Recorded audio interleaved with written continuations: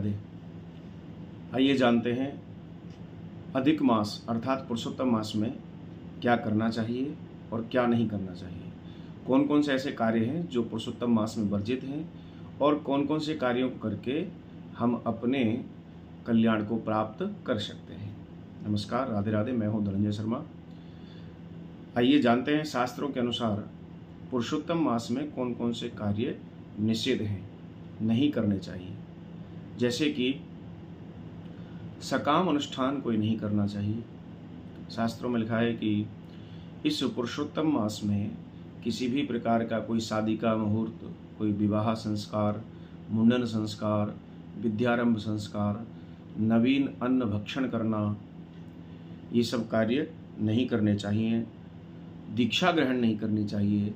नववधू प्रवेश घर में नई बहू को प्रथम वक्त पहली बार नहीं लाना चाहिए। नववधू प्रवेश नहीं कराना चाहिए। जनेऊ संस्कार नहीं कराना चाहिए। मुंडन संस्कार नहीं कराना चाहिए।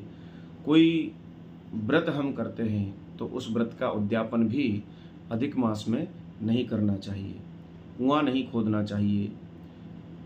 ये सब कार्य, सारे शुभ कार्य इस अधिक मास में, पुरुषोत्तम मास में वर्जित हैं। इनको त्याग देना चाहिए। और क्या करना चाहिए इस पुरुषोत्तम मास में? ये पुरुषोत्तम मास भगवान नारायण को बड़ा प्रिय है। पुरुषोत्तम अर्थात भगवान नारायण। ये भगवान नारायण का मास है। इसको अधिक मास भी कहते हैं, मल मास भी कहते हैं, लौंद का महीना भी कहते हैं। अलग अलग प्रांतों में अलग अलग नामों से हम इस अधिक मास को जानते हैं। इस अधिक मास में भगवान नारायण की पूजा शालिग्राम स्वरूप में की जाती है। पुरुषोत्तम स्वरूप में भगवान का पूजन किया जाता है। प्रतिदिन पुरुषोत्तम मास महात्म्य की कथा का श्रवण करना चाहिए अथवा पठन करना चाहिए। घर पर पढ़नी चाहिए अथवा तो किसी ब्राह्मण के मुख से सुननी चाहिए। कांसे के पात्र में भर करके मालपुए का दान इस महीने में विशेष रूप से किया जाता है। तुलसी के द्वारा भगवान शालिग्राम का अर्चन करना चाहिए और भगवान नारायण की प्रीति प्राप्त करने के लिए, कल्याण प्राप्त करने के लिए श्री विष्णु सहस्त्र नाम का, पुरुषोत्तम सहस्त्र नाम का पाठ करना चाहिए। इस मास में अपने कल्याण के हेतु दिए गए दान का अक्षय फल प्राप्त होता है, कई गुना फल प्राप्त होता है। नित्य नैमित्तिक कर्म करने चाहिए।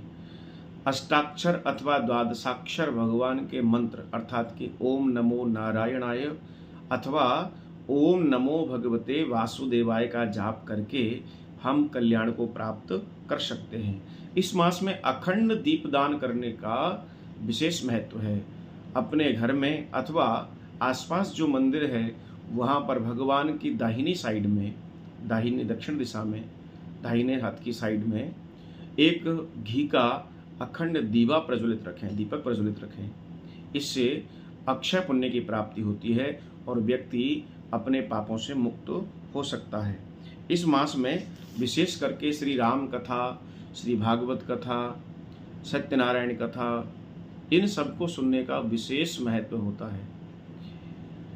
भगवान नारायण की प्रीति का अर्थ है कि भगवान को प्रिय लगने वाले सभी कार्य इस मास में संपादित किए जा सकते हैं। जैसे कि सत्संग किया जा सकता है, अपने कल्याण के लिए तीर्थ यात्रा की जा सकती है। पर ध्यान रखें कि जिन्होंने कभी कोई तीर्थ यात्रा ना की हो, वह पहली बार किसी तीर्थ यात्रा पर यदि जा रहे हों तो इस मास में पहली बार तीर्थ यात्रा पर ना जाएं। कुछ समय रुक जाएं, कुछ समय के बाद तीर्थ यात्रा के लिए जाएं। इस मास में पहले से जो तीर्थ यात्राएं कर चुके हैं वह तीर्थ यात्राएं करें। गंगा जी में स्नान करें, यमुना जल में स्नान करें और अनेकों तीर्थों की यात्राएं करके अपने पाप को, अपने कष्टों को, रोगों को निवृत्त करें और भगवान नारायण की प्रीति, भगवान की कृपा प्राप्त करें। राधे राधे। आप इसी प्रकार की जानकारियाँ प्राप्त करने के लिए हमारे चैनल को सब्सक्राइब करें, फॉलो करें और प्रतिदिन ऐसी ही अच्छी अच्छी जानकारियाँ आप प्राप्त करें। राधे राधे।